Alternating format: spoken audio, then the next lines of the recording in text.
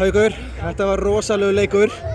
Þú kemur inn á í seinni, kemur heldur betur með nýtt líf inn í þitt lið. Hvernig líður eftir leik?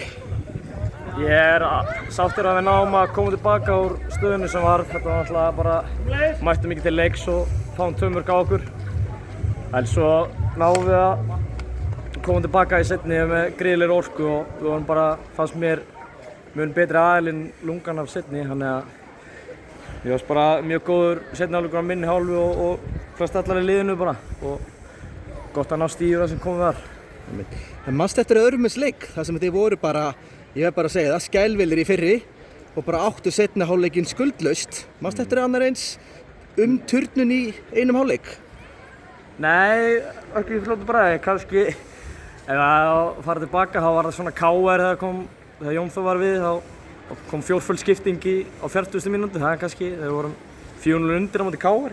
Það var kannski, en já, bara hörmulegu fyrri hálfleikur og bara við að fá okkur 2 léleg mörk kostar okkur eiginlega bara að ná sigri úr þessum leik. En allavega við ætlum allavega að sjá til þess að við gerum betur næst mætum til leiks í næsta leik á móti FH. Það er mitt. Og nú náttúrulega hefur þú ekkert verið að byrja marga leiki undanfarið, en nú náttúrulega flotta frammistöðu í kvöld. Ertu að vonast þess að geta byggt á þessari, já, allan að besta frammistöðu sem ég sé spila í ár? Já, það er erfitt að setja á bekknum, ég get alveg viðurkennt það, en það er náttúrulega bara þægilegur þjálfarinn sem ræður og hann velur byrjunarlið. En já, ég vonast eftir að kannski breyðast þetta í næsta leik, en ég verð bara að halda haus og halda áfram að bæta mig á hverju æfingu, þannig að maður fara sinn spilatíma. Hvernig er að spila á móti eldri bróður sínum?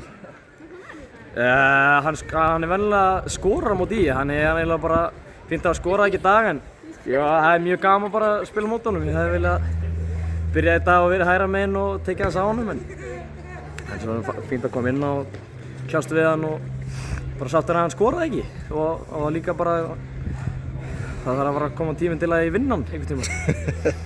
En það munar alltaf rosa litlu. Þið hefðu geta skórað fleiri en 2 mörk í seinni og stólu þessu. Já, ég sammála því. Við bjóðum til mjög mikið af góðum stöðum og hefðum getað skapað nóg færum, en það var ekki alveg til staðar í dag, en við sannlega seinni hálfleikur til að byggja á. Það er bara hannig. Svona lokum, þá skal ég vera fyrst til að viðurkenna það. Ég hef svona svolítið verið að gagnrýna þína frammistöðu í sumar, en þú mættir bara sem allt annað maður hérna og ég hef ekki séð svona leik frá þér í sumar. Hvað breyttist?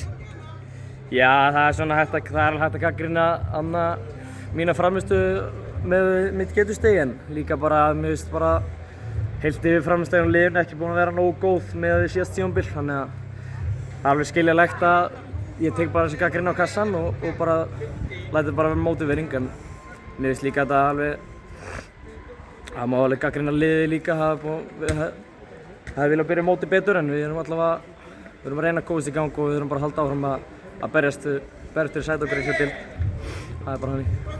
Herru, bara takk kærlega fyrir viðtalið og til hamingju með að ná að bjarga stigi og með flottri frammistöðu í dag. Já, takk fyrir það.